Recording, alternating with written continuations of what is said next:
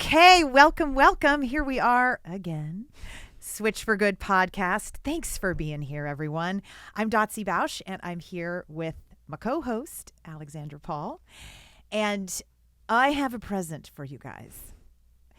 I am interviewing Alexandra. And this is a little bit of a long time coming. Been wanting to do it for a while, but we kind of had this practice that we set up early on that whenever we had like a very last minute cancellation, we would interview each other. We couldn't put somebody in. So you interviewed me like 6 months ago, and then we had a last minute cancellation, and I said, "It's your turn." So here we are. I have always been in awe of Alexandra. But most of the awe was more from a personal perspective, meaning as I witnessed and get to be a witness to her kindness, her humility, her patience, because good Lord, she has the patience of Job, and her outstanding commitment to activism for the voiceless. I've always been wowed.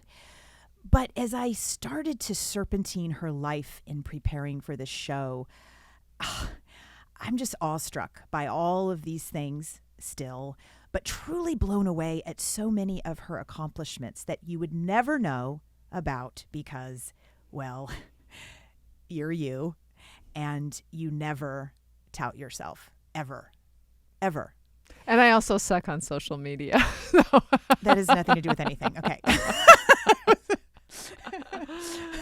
This is true. We both need to have some social media lessons. Maybe there's somebody out there that would like to give us. We're open. So it's certainly not an easy task to highlight her life wins because there are literally hundreds. It takes one Google search to find the hundreds and hundreds of life wins. But allow me just a moment to whet y'all's appetite. Alexandra was honored by the ACLU of Southern California as their 2005 Activist of the Year for her long history of fighting for the environment, for voting rights, and peace issues. In 1997, the United Nations commended Alexandra for her work on human overpopulation. The United Nations! In 1999, she won the International Green Cross Award. She walked across America for almost 5 weeks on the Great Peace March for global nuclear disarmament. And she's been arrested over a dozen times for protesting at the Nevada nuclear test site. She was also arrested during a peaceful 1990 sit-in for AIDS patients to access fast-tracked pharmaceutical drugs. And I have lost track of the amount of time she has been arrested standing up valiantly for the voiceless.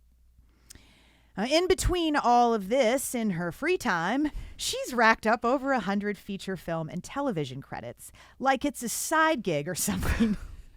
And she has acted alongside such stars as Tom Hanks, David Hasselhoff, Jeff Bridges, Andy Garcia, Pamela Anderson, just to name a few.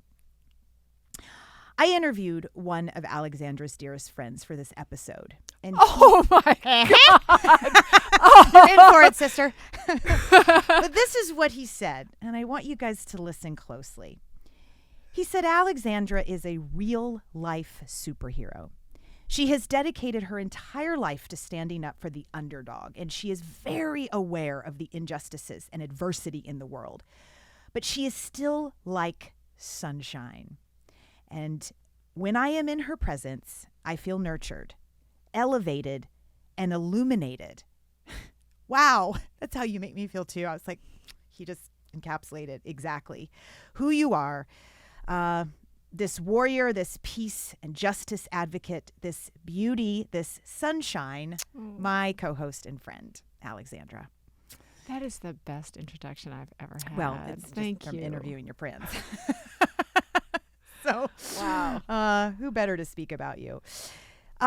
So much to traverse. I mean, clearly. But most of the greatest stories start somewhere in the beginning. So we're going to go back a bit, and we're going to be able to touch on so much of what I spoke about in the intro. But when you were a kid, you lived in France for a while. You modeled a bit even in Milan. Amazing journey there. But you mainly grew up in rural Connecticut. fun fact, you got into Stanford, but turned them down because you wanted to focus on acting. And you started acting professionally at 18. So it's not like you have an acting family. So what drew you to that craft at such a young age? Yeah, I didn't grow up in a family that at all was creative. We were more, my dad was a banker. It was all about education. They felt, my parents felt the one thing they could give us was a good education. And so I always wanted to do well in school. And it was really, I fell into acting, I have to say. I did start modeling when I was a teenager, mostly for validation, and I'm glad I did, but I don't think it was a particularly healthy career, especially because I was struggling with an eating disorder at the time. And when I validating what? Well, that I was that I was good enough, because good enough, pretty enough was one thing, because that was, as a teenage girl, that was how a lot of teenage girls get validation. I was already, I don't know if I knew I was smart enough. Yeah. And I'm not incredibly smart. I just work really hard. And I knew even then that you don't have to be super smart or super good at anything. You just have to work hard. That's the most valuable asset. And I knew I had that. So I've never been insecure about not being hugely smart, because I know I can work really hard, and that's all I need to do. Mm-hmm. So you applied for Stanford because you got in.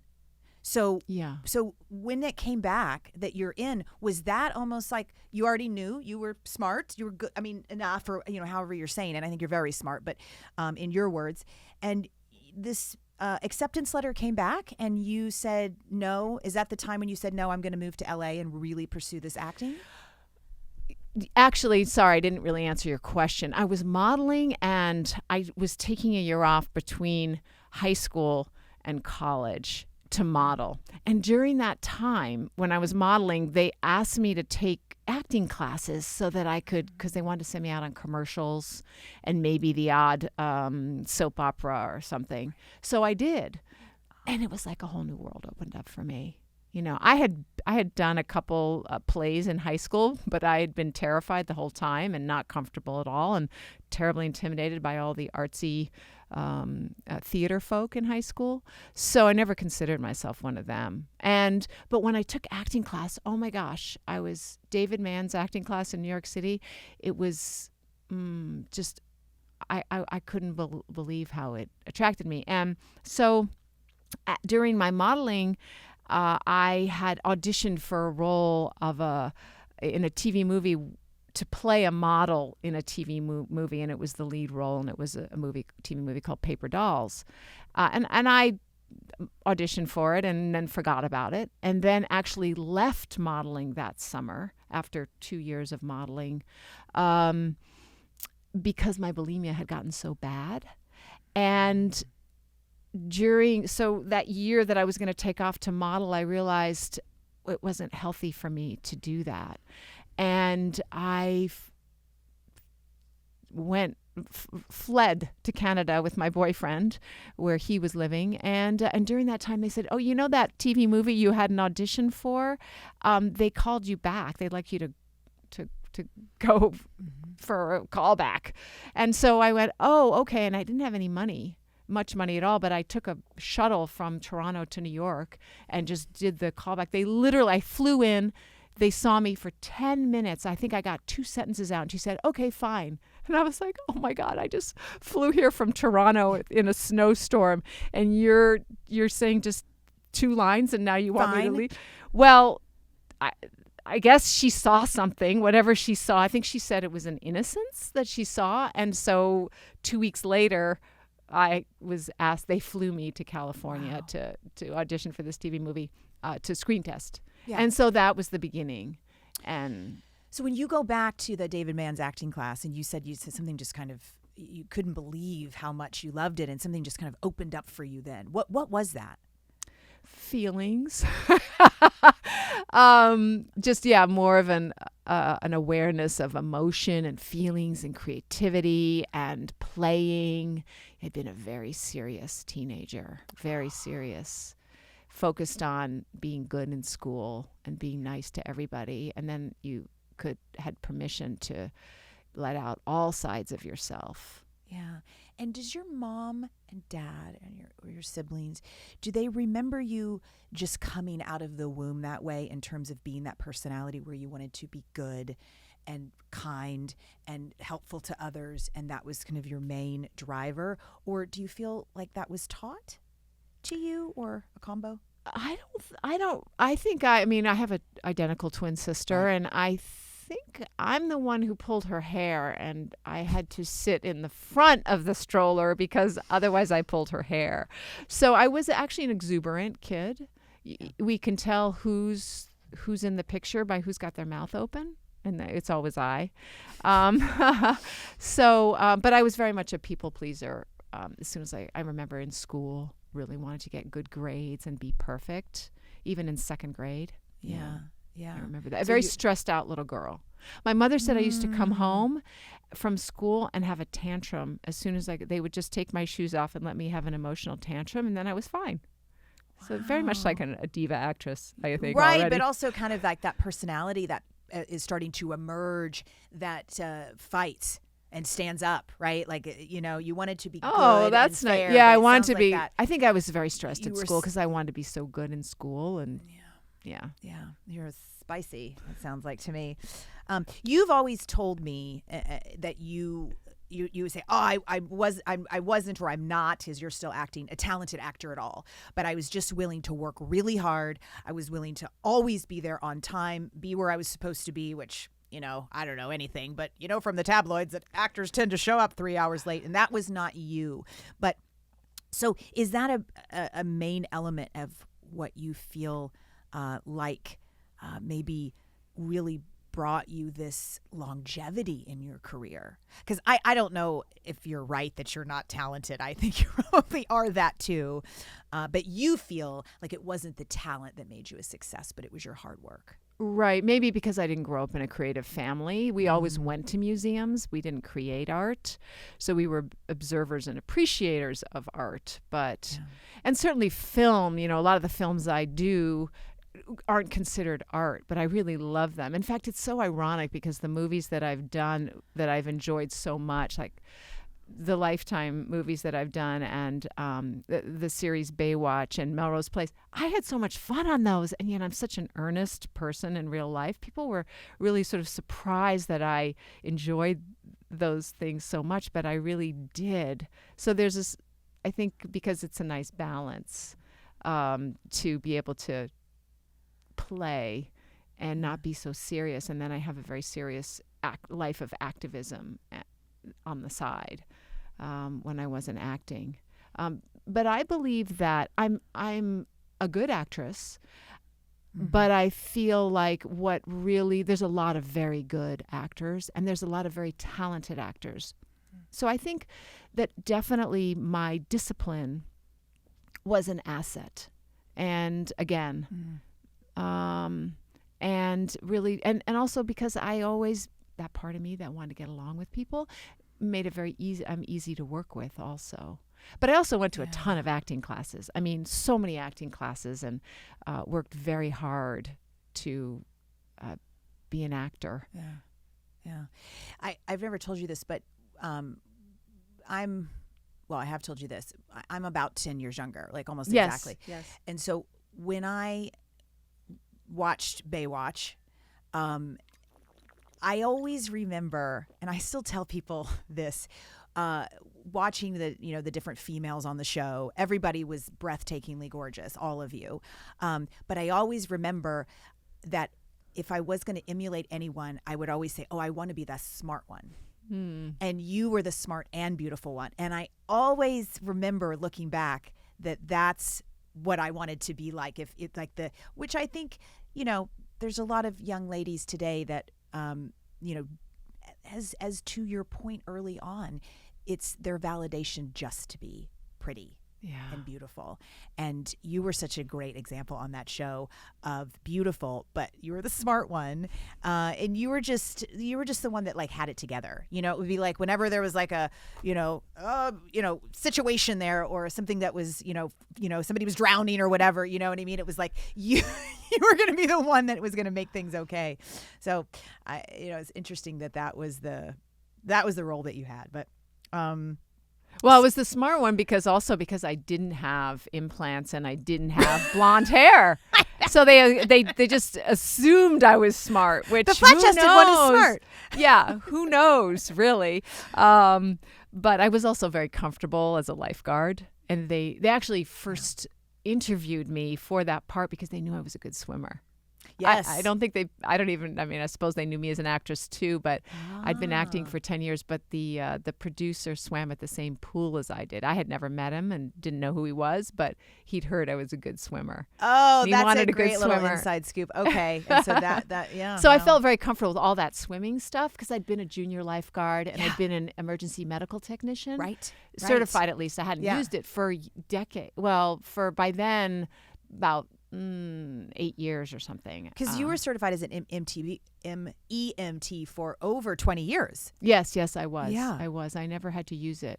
But that's good. I did save somebody's life when I was 18. My boyfriend at the time choked on some meat. See what happens when you eat meat. And I did the Heimlich maneuver on him. And he swears to this day that he would have died if it had not been. And that's because I had taken a first responder course in high school. Yeah. So I knew how to do the Heimlich maneuver. Yeah, so you did use it in that way to save his life. Oh, my gosh. So you've always told me that your mother taught you guys, so you have a twin sister and you also have a younger brother, and that she always taught you guys to be, active, to stand up for your beliefs, to be heard. She wasn't an animal activist, but you've told me that you feel like that's where that, kind of was marinated, in you guys and instilled in the three of you. But your sister and your brother you guys are all animal activists. How did this animal activism take shape in your home, since it wasn't, your willingness to fight and stand up for those that are lesser than, for sure. It sounds like, your mom doesn't take credit for it, but you say that you guys give her the credit. But the animal activism is a pretty good, pretty solid left turn from what she was standing up for. Yeah, she voted every election and she donated blood regularly, and which I thought was amazing because you got cookies afterwards. And I think that's why I have such a positive view of donating. I donate. Yeah, I just donated yesterday. And no, I don't eat the cookies there. They're not vegan. I don't think so. I just walk out. Maybe Oreos. You could take Oreos. But that gave me a very positive association with things like giving blood. She always volunteered, and we recycled. And we recycled not because of the environment, but because she grew up in England during World War II. And so you just saved things. You just didn't waste. But when you grow up in rural Connecticut, you look at it as an environmental thing, not about having to save because there's a scarcity, but more because to save the planet. So it was really an environmental ethic first that grew in my sister, my brother, and I. And then I became a vegetarian when I was 14. And after reading a book called Diet for a Small Planet. And I became a vegetarian for environmental reasons. And then my brother became vegan a couple years later, and he was been vegan since he was 16. So I guess I was about, he became vegan about 3 or 4 years later. And I didn't become vegan, as you know, until 33 years later. But, and so then I just had, when I was modeling, I remember being on this island doing a 2-week job for English Cosmopolitan, I think, or something. And all they had was this shampoo that was tested on animals. I think it was called Flex. And so I wouldn't use it, and I just washed my hair with the hotel soap. So that was the beginning of me not using products tested on animals. How did you know? Because the Diet for a Healthy Planet, or that book, was about diet, food. So what? Yeah, it was about the environment. Who showed you what goes on behind closed doors in testing? What did you just start traversing that whole scene and reading, or? I came across Peter Singer's Animal Liberation when I was a sophomore in high school, and I wrote a paper on it. And that's how I moved over to more ethical reasons. And that's when I stopped. Well, I never wore makeup then. I was from New England. I went to a preppy boarding school. Right. Nobody wore makeup. But when I started modeling, then I wouldn't model furs. And then there was a full-page ad in the New York Times about bunnies and testing makeup on bunnies and putting it in, holding their eyes open and putting in mascara and stuff. So that's when I started being aware of makeup and lotions and things. And Revlon was bad, and so Flex was, I think, maybe an L'Oreal product. Anyway, so I knew some of the companies. It was harder to get information then because it was 1980 and you didn't have the internet. And then when I moved to LA, Krista Rose from Last Chance for Animals was, was very close to him for a while. And that's when I got rid of all the clothing. So I was in my late 20s that had to, wool, leather, and silk. And then in my acting contracts when I was in my early 20s, pretty soon after I came here, I asked that my makeup not be tested on animals. So that's been in place for almost 40 years. So in the beginning, though, when you were not as well known, let's say, and you started kind of, pretty much demanding these things, like I'm not going to use these types of products or these to wash my hair or this makeup or this leather shoe or this, and I think we've talked about before that was kind of tough because a lot of period type pieces, almost all their shoes are leather, the older. You must have gotten some pushback early on. If you want to do this, Alexandra, you're going to use this stuff because we don't have time or the, budget to go get all your own stuff that's not tested on animals, no? Never got pushback from the makeup. Okay. Yeah, never got that. Makeup artists were always really happy to accommodate because they also were excited. Plus, you could use a lot of MAC and Joe Blasco, they all had in their kits, so it wasn't that hard. Often they would call me and ask me, well, is this okay and that okay? I never, because I was a good girl, I never demanded anything, but I did so I did wear leather as an actor on set. I just didn't in my private life. But then it was always really easy to sort of choose the cheaper pair of shoes and just tell the wardrobe folks that I was perfectly happy wearing those plastic shoes from Payless, and if they looked fine. So I didn't have a lot of pushback from most things. In fact, when I was on Baywatch, they knew my sensibility. They knew I was a vegetarian, and they knew that I'd had that in my contract. I remember there was a Johnson & Johnson aspirin on my character's desk, and I said, "Oh, I'm going to take this off and put it in the drawer because Johnson & Johnson tests on animals," and I didn't want my desk, my character's desk. And the prop guy, he let me do that. I mean, and when they wrote me into a scene with Pamela and I at SeaWorld. And I asked them if you could write me out because I didn't believe in aquariums or anything that held animals in captivity. And they did because they knew I wasn't being a diva. They knew that I was just following my values. Right. And to the producer's credit, they just cut out my character and Right. So. And, as vegans, I think a lot of times, they really kind of hold us up to maybe different standards where we're having to say, we end up just saying we're just doing the very best we can. And you had an interesting scenario unfold when you married your amazing husband, Ian, in 2000, where you got a lot of flack because, of course, you wanted to have a dress and I'm sure everything, makeup, jewelry, shoes, all of it that was cruelty-free. But you got a lot of flack because the dress, do I remember this right, had, just non-recyclable materials like plastics and whatever, vegan dresses are made from back then. And you took a lot of flack for that. Well, yes, I did get, and it's an interesting conversation, and I didn't take it personally. I thought, yeah, I get it. Some folks, because I had a dress that was it wasn't made of silk, and most wedding dresses are made of something fancy like that, and it was made of nylon or something that was made of a plastic derivative. Right. I was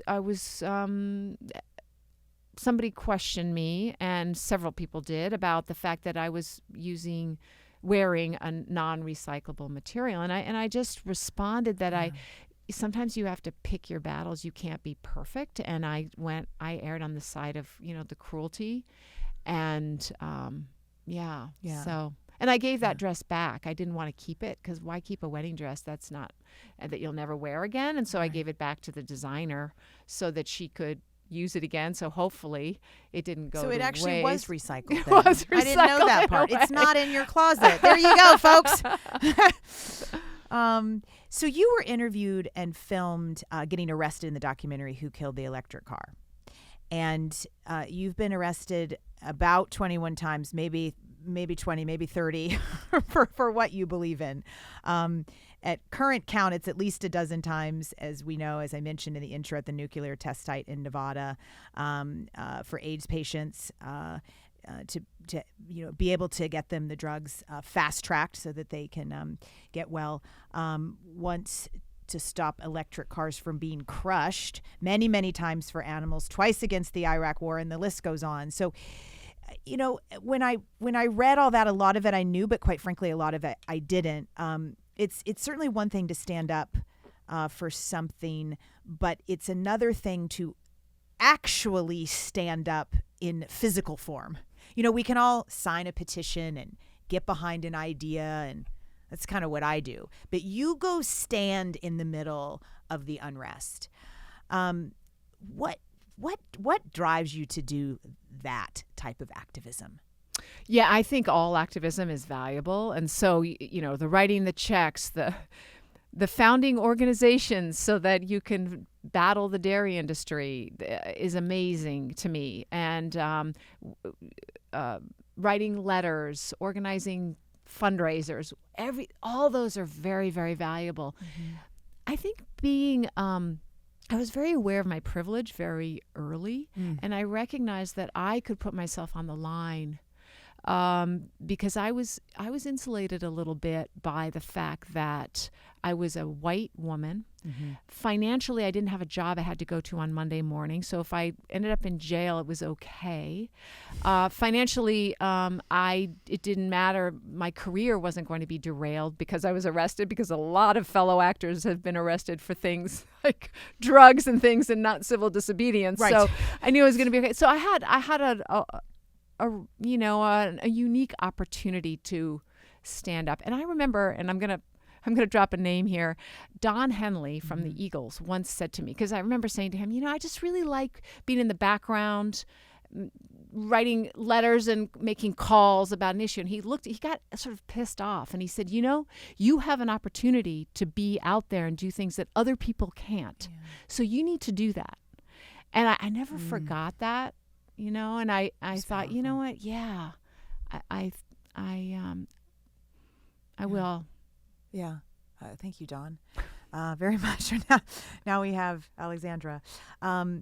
Take me to one of the most maybe memorable protests. And I imagine that there's some of them, there are a lot of people from the other side, the counter side, not all, but some, maybe even especially in the Nevada protests at the nuclear test site. There's people on the other side. What are some of the most memorable things that people have said to you from the other side? Like, how intense and ugly do they get? I mean, was there ever a time where you thought, I'm in danger? Here, probably maybe many times. But what are some of the things that people have said to you from the other side that have really maybe put you back on your heels? Like, wow, that's pretty strong, and it hit you deep. Because I've been trained in peaceful civil disobedience and the people with whom I get arrested, I'm pretty serious about it. I don't want to be involved in protests where there's not respect for the issue. It's not about being against the police who are there because that's their job. It's about the issue. It's not about the counter protesters who also have their beliefs. So I've always I don't like being involved in protests where it's sort of like amateur night, like New Year's Eve. So the organizations with whom I protest, or if I do protest, it's always something where I know that it has been, there's people on our side who are ultimately very respectful, and there's no name calling or anything. So I haven't had any, I think I've been on some street corners where there's that church called the Westfield Church, or some church that really hates gays. And I was on holding a sign that says something like, "I love gays." And my friend had a sign that said, "Please hug this guy." And there was an arrow to the guy who was holding the sign going, "Gays should burn in hell." But even then, it was a respect. And we don't name call. We just state our views. Yeah. So I get uncomfortable when I'm at larger arrests, mass arrests, like I've been doing with the animal rights movement, where maybe there's 40 people getting arrested, because I feel less control. And I have been I'm claustrophobic, and so a little bit. So when I was after I had been arrested and held for a while, several hours in a bus with people, then they put us in another bus to bring us to the police station, and I was put in a cage, and like, how small? What do you mean a cage? It was just room for myself, and my sister was with me. We'd both been arrested together, and she was right next to me, and it was a cage within the bus. Okay. So they had several cages. And I did start to weep and my sister asked the police if they could move me to a larger enclosure in the back of the bus, which was larger, not just 2 people. I think it held 12 people, and they did. So if you're respectful, then I've only had good encounters with the police. Remember, I'm also a white woman, over 30, 40, now over 50. And so it's easier for me to get arrested. And deal with the police. And have more respect when you are arrested, and how the treatment of you. It wouldn't be that way for everyone. No, it wouldn't. Was there a time that you remember that was maybe one of the most encouraging protests, where you left and you're like, something's going to change there, I can feel it? No. Really? Yeah, protest is something that is it's a step by step. You're just a cog in the wheel of activism, and you work with the people who found organizations and who write the letters and who raise the money and write the checks, and you're just part of it. And the activists like I, who are more quote unquote radical, we help move the movement, for example, the animal rights movement, to the mainstream. And so that when we get arrested, then the organizations that are like Switch for Good or HSUS look more mainstream, and what they ask for looks more reasonable, because, well, you're not out there getting handcuffed in the street. So that's what I feel is very valuable about people who do peaceful civil disobedience. You have to have that juxtaposition for either side, not side, but for both to work. Yeah, every side has to be there. The animal welfare folks and the animal rights folks, and everybody in between helps move the needle for animals. And of course, the people getting arrested in the street, they garner press, which helps get it in people's minds that people think this is an important issue. Right. This is still happening. I mean, I've had people ask before, like, how many undercover videos do we need, or how many? Apparently a lot, because people tend to forget. It's like if there's not a new one coming out, or there's not. I mean, recently, you guys open rescued basically a piglet from Farmer John's. And because you did that, we got to see the inside. Right. And if you don't keep that up, people don't know. They think it's getting better. Yeah, you know, I mean, you do, because again, the industry just preys on the goodness of people, and people want to believe it. You know, okay, well, good, we've done it. It's all better now. Animal welfare wise, let's say, right? There's no animal rights when you're being killed, but that is it. To me, it seems really critical to continue showing until it's no longer. You need as many. I mean, look, I needed so many messages to go vegan. Right. I mean, right. I know, I think I've told this story, but I was watching a Mercy for Animals video, and these cows were being beaten by workers who were just horrible things happening to them. I was weeping. I was incredibly upset watching this video. And a few hours later, I got a frozen yogurt, which is made from the milk of those cows. Mm-hmm. So I needed a lot of messaging before I moved over to veganism. Mm-hmm. And so I think that's why it's important to keep it up. And you're right. The only reason that people know about what's going on with animals is because of animal activists. It's not because of the USDA or people in government or farmers themselves. It's really because of activists who do things that are often illegal to show people, like putting cameras in or getting hired undercover and filming and writing reports on what's going on. Yeah, bringing the truth out. So you walked across America for the Great Peace March for Global Nuclear Disarmament we talked about earlier. And I remember you telling me that you were in the throes of your bulimia when you started that, but you had no problems. I mean, you didn't throw up through the entire desert. So from Los Angeles to Vegas, which, I mean, that's... And we were stopped in the desert actually for 2.5 weeks because the march ran out of money, and so that's why it took so long. Otherwise, it would only take a couple weeks. But it was 5.5 weeks of walking. Right. Yeah.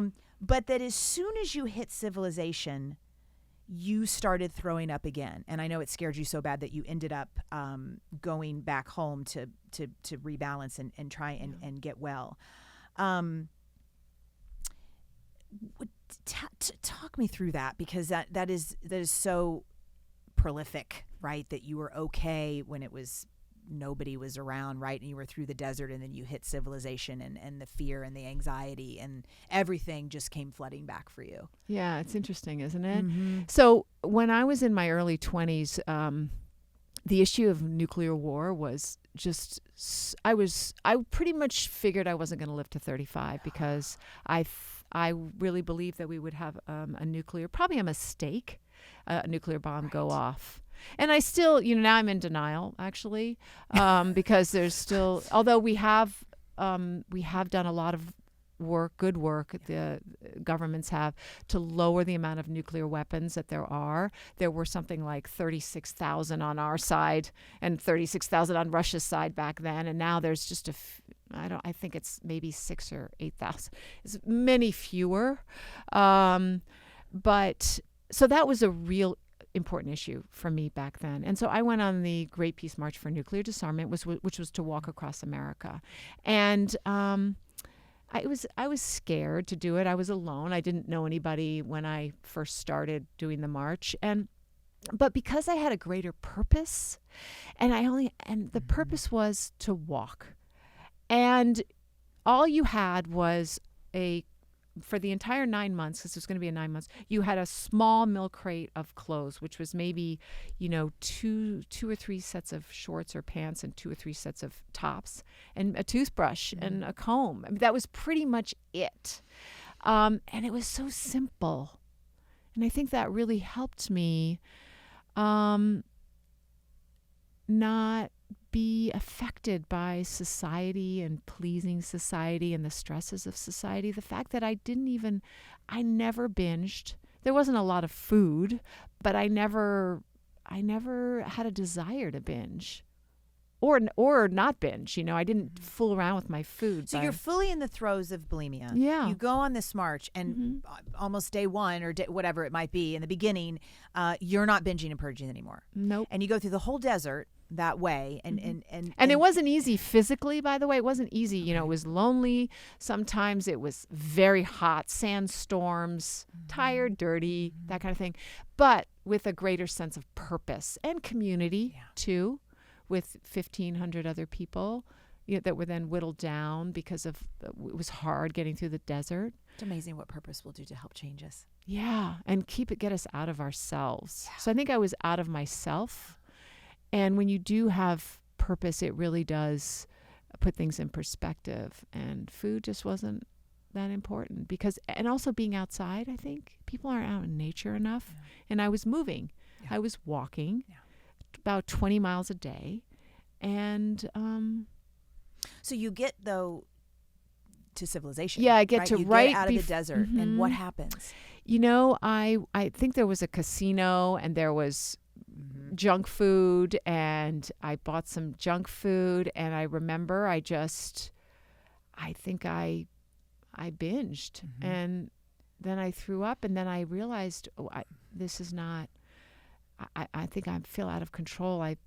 And I'm going to be going through a lot of cities, and I'm alone, and I got scared, and I did a few days later decide to go back to LA and not continue, because I thought I don't think I could handle. It could just get worse. Was that kind of your precipitous moment where you really started to dive into healing when you got back from that, or did it take a bit longer for you to start what we've talked about on the podcast many times, the 12-step program? And I was journey? I was 23 then, and I didn't get abstinent till 28, so it was still another 5 years. But I was in therapy, so I went back to my therapist. Okay.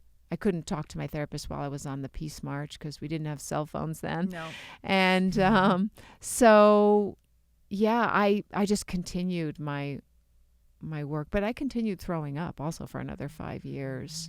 I think what eating disorders do is they make you afraid. They make you, I basically had an opportunity to have an amazing life experience of walking across the country, and my bulimia, I stopped myself because of my eating disorder, and it makes you a smaller person. And, there are good things about me coming home. My next film was with Tom Hanks. I got cast almost very soon thereafter in a Tom Hanks, Dan Aykroyd film, Dragnet, which was wonderful. So there were good things about coming home too, but it's just interesting how an eating disorder can derail the bigness of a life. Yeah. You know that. I remember you saying that you were like a shell of a person and you didn't want to do anything. Right.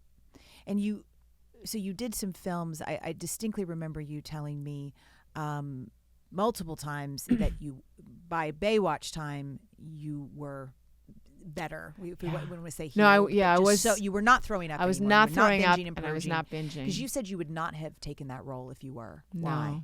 I had gotten abstinent a year before, and I wouldn't have taken that role because being in a bathing suit every day, and would have sent me into, I think, a worry about, am I okay, and I shouldn't eat, and should I eat, and we start a lot of our addictions to solve something, and I know that an eating disorder is about solving other things other than your weight, but you think it's your weight. And then the bulimia gets more and more, and then, like, for example, a crack addict, they want to feel good, and then in the end the crack actually doesn't make you feel good anymore, but you still keep doing it, and more and more and more and more because of the addiction. And that's what happened with my bulimia, is that it stopped solving any weight issues. So my weight was actually higher when I stopped throwing up. My weight sort of went down 5-8 pounds just naturally, and because I wasn't binging anymore also. Yeah, right. And the inflammation that occurs when you purge. Probably that down. too. Gosh. So I didn't have to worry about my weight. I mean, it was a huge weight off my shoulders to not throw up anymore. I mean, when people would, it was a huge, I consider it the second best thing I did for myself besides marrying my husband in my whole life. Marrying my husband, Ian, was the first best thing I did for my happiness. And stopping throwing up was the second. And I never would have married him if I'd been bulimic either, because I wouldn't have been able to have a relationship with anybody that is as good, right? No, absolutely. Yeah. Do you remember the last time you threw up? I do. I remember. That's interesting. I do. Yeah. Yeah. And it was August 5th, 1991. And wow. Okay. The date. Thank you. Yeah. Yeah. I mean that. And actually the reason, and it might have been, I'm sorry, it was August 6th. No, it was August 5th, because I think my first day of abstinence was August 6th, which is, by the way, a day I used to go to the Nevada test site a lot because it's Hiroshima Day. It's an anniversary. But so August 5th, I was going to dinner with somebody that I really didn't want to go to dinner with. And I had said yes. And I went to dinner, and then, of course, I probably didn't eat a lot of dinner, but I probably binged afterwards because I, once again, wasn't being authentic. And what the 12-step program taught me was that when you just say what you want and do what you want, then this sort of need to binge, to treat yourself, or to calm the anxiety about having done something you didn't want, or goes away. And it went away. So, yeah. Yep. And how long did you go to 12-step meetings? How many years? I called my sponsor for 10 years every day after getting abstinent. But I didn't go to meetings, even when I was, and this was in the early 90s, so when I was working on films, I remember distinctly being on a film in Yugoslavia in the winter, and it was too expensive to call the United States from the hotel. So I would walk after shooting at like 11 at night, because it was, I think, in terms of the time of to speak to America. And I would call him from the post office, which was open, that the phones were open 24 hours. And just to log in my food. They didn't have email. They didn't have cell phones. And long distance calls, transatlantic calls were very expensive. So, yeah. I would call him, every day. Yeah. There's a major topic that I would not want to not have deeply embedded in this interview, and it's on human overpopulation. Oh, thank you. I have learned so much from you on this topic. You wrote and produced and hosted a PBS film on the human overpopulation crisis. You also did a TED Talk on this issue, which is the best 8.5 minutes anyone will ever spend to really just, this is the Cliff Note version of what's going on. I thought it was fabulous. I've heard you speak in person on this issue, I think at an animal rights conference. You say that you suggest building smaller happy families instead of larger happy families, right? You're not trying to put the chastity belt on anyone. In your TED Talk, I learned that Mr. Collins, your 6th grade teacher, when you guys were singing the song 3 billion people in the world, that some point during that 6th grade year, he changed it to 4 billion people on the planet. And that now today we are adding 1 billion people to the planet every 12 years, which I'm sure is potentially going to speed up. So talk to our viewers on some of the facts on human overpopulation and why is it a real threat? Like when I look outside, I mean, I live in Orange County, but if I go inland a little bit, let's say between here and Vegas, there looks like there's a lot of space to me. Yeah. Yeah. And if I go to Kentucky and go to the horse farms, there's a ton of space left. So talk me through, okay, but this is an actual issue that we can't put our blinders on about anymore. Well, I appreciate you asking this, delving into this topic, because it is so near and dear to me. And so I won't go on too long because I could. So I'm 57, and when I was born, there were 3 billion people on the planet. And now there are 7.8.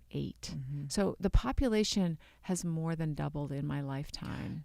And it's going to double again at some point unless we do something, or unless something happens to humans, which would be terrible, right? We all know that animals will sometimes take over their carrying capacity of the planet, and humans will go, oh, well, they have to, that's too many of them. We've got to shoot them. It's so interesting that we don't talk about our own humans as overpopulating. And I don't want to shoot anybody. I'm concerned about what will happen with humans when the UN is projecting there'll be 11 billion people at the end of this century on the planet. And the reason why we don't want to, why would you want to populate Kentucky anymore? It's so beautiful having that land. So I always find it interesting when people say, well, there's plenty of land. And I think, well, why would you want to fill it up with cities, with people? Not only because there's a lot of animals living there, but also because we need water and enough water to feed all those people. And around between here and Vegas, there isn't enough water. We're pulling it from Colorado. So it makes just logical sense that too many beings in a certain area, like our world, just isn't going to work. But for some reason, humans think because we're at the top of the food chain, we can do anything we want and bend the world, the nature to our will. But I think what we're seeing with climate change and with this virus, that we can't do that. So I want people to have smaller families, because not only is it great for people, in the short term, they've done studies that having smaller families makes parents less stressed and kids more loved and more resources for them in the family. And the community is better because the community can handle the population growth in a way that is sustainable. But also for the planet, is that, do you want your kid growing up in a world where there's 11 billion people? So I just feel that it's so important that actually, as you know, we're now at 7.8 billion, but really the ideal number of people on the planet is 2 billion. And so if humans now decide to just have one kid per couple on average, we would end up at 2 billion people in about 110 years, which is actually 2 billion is the number of people on the planet when my mother was born. So it was only 85 years ago, right. 90 years ago, we had 2 billion. Yeah. And really for humans to live, all humans to be able to have all the resources they need, and animals have their resources too, we need to lower the world population. And we need to do that not by plague or war or famine, which is all going to happen probably if the population keeps growing. Yeah. We need to do it by choosing to have smaller families. It seems like the most humane, loving thing to do for future generations of humans and just animals. Yeah. The numbers are shocking. And I think for me, when I think about them on a daily basis, like in your TED Talk, you said 220,000 people are born every day. But I think now we're almost up to 300,000 people are being born up every day. Actually... Yeah, you're right. 350,000 people are born every day, but then there's people who die. Right. It is only about 100,000, right? That die every day. So added to the planet right. are 220,000 That's people. what's staggering. Yeah. So we add to over 200,000 people to the planet every day. Yeah, that's just, I know. The billion numbers are like, okay, 3, 4, 5, really. But that just blows my mind. Yeah. That's how many human beings are being added in 24-hour period worldwide. I mean, you just kind of, takes me back in my heels. I'm thinking, in just a week, in just a month, this many more people in a million every 5 days are added to the planet. What are some when you do these talks and sometimes you're doing them to a friendly audience, maybe a partially friendly audience or a not so friendly audience at all, I mean, depending, what are some, besides, okay, have 1 children instead of 5, but somebody really wants 5. What are some steps, and what are some just pieces of hope that you share with them, that if they maybe had 1 or even 2 for the people that are planning 5 or 6, right? That you share with them to make them go, and not just want to rip your face off, because this is super emotional for people, right? It runs really deep, and I think it's in some of our DNA to reproduce. Like people just feel like that I'm just supposed to like prosper and reproduce and prosper, right? Our family sizes have gone down, by the way. They've gone down by half since 1960. So around the time I was born, they've gone down by half. But the reason that the population's still growing is that there's so many more people on the planet, right, who could reproduce at any given point. So I don't try and force the folks who really want to have 5 kids. That's not my target. I let them go because I'm more interested in the people who are like, yeah, I'm going to have kids. The culture will move towards, it's already moved towards fewer kids. What we need to do is impress upon people that there are so many benefits to having smaller families, instead of this myth that happy families always have to be big. Because actually that's a huge myth, because big happy families are often not that happy. The studies show, right? Yeah. Right. So, to really talk about, to move us from a culture where parents decide how many kids they want, to a culture where we think about what the kids that they're going to have need.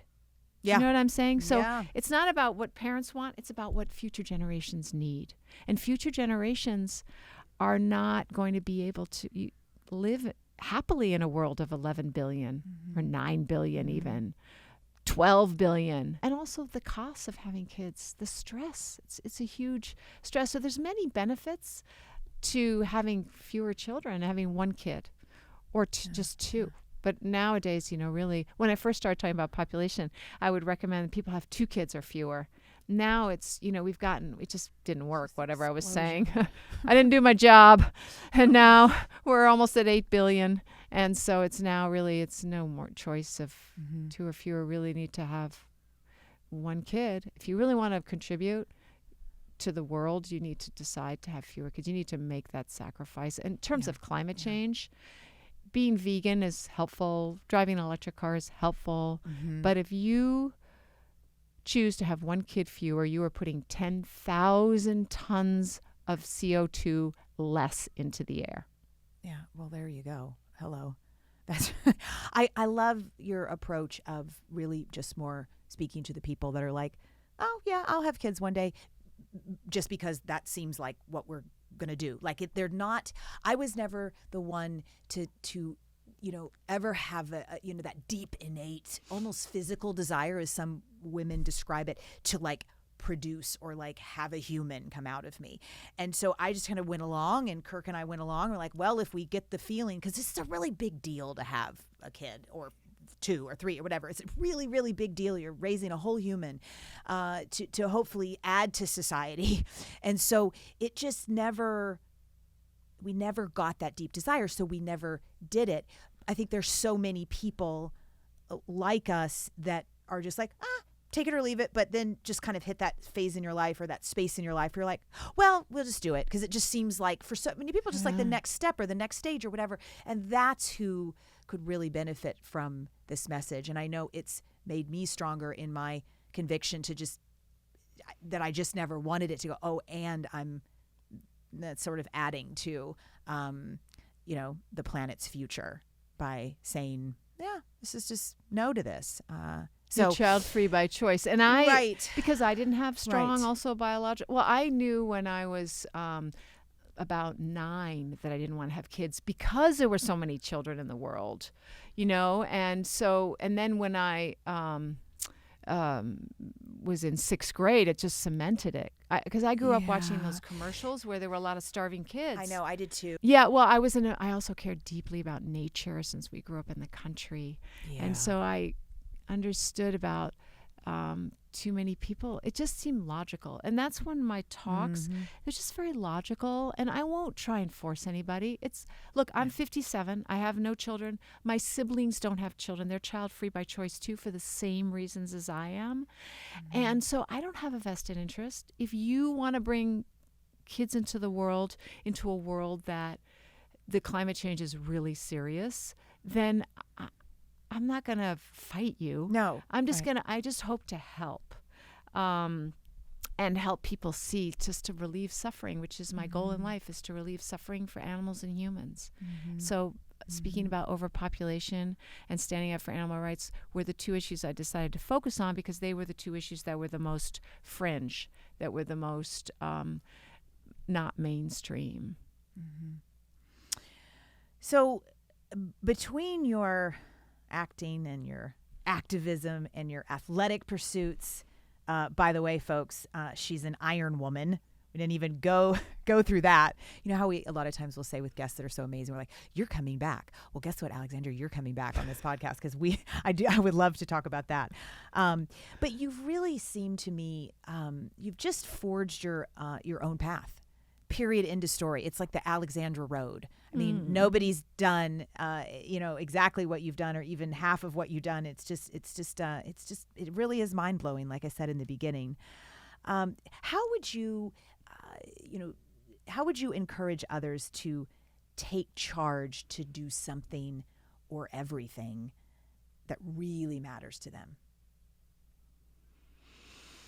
Because so many of us are just, robotic work, family, complications, and life, and house, and here, and then press the restart button the next day. Yeah, no, right? I know. Right? In my health coaching business, I see a lot of people like that. They don't have time to even take care of themselves because of the decisions that they made to have a big life with house and kids and full-time job. And it can be really challenging to fit in passions and things, because sometimes people are just surviving. Yeah. So, I guess what I think is the hardest thing to do is just to live your values every day.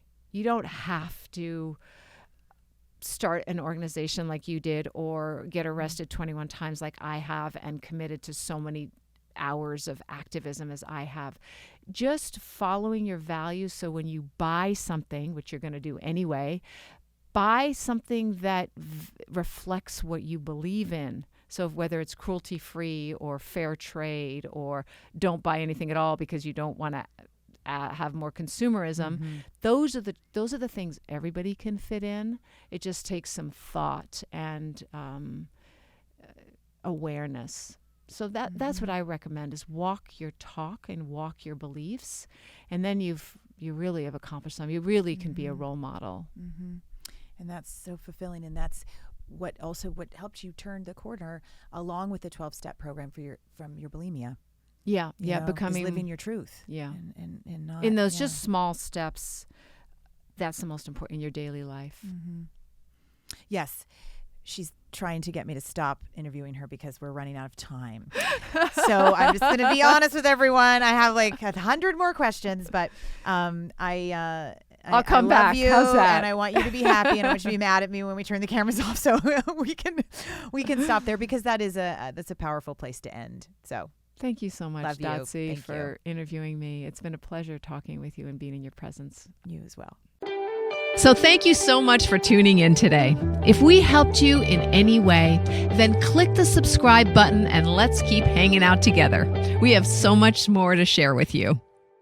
And if you need more information on actually making the switch for good, please visit us at switchforgood.org for loads of info. And you can subscribe to our mailing list, where you will receive all sorts of super cool gifts, discount codes to our very fave dairy-free products, and a lifetime of powerful health tips. So join us on the journey to switch for good. This is the future.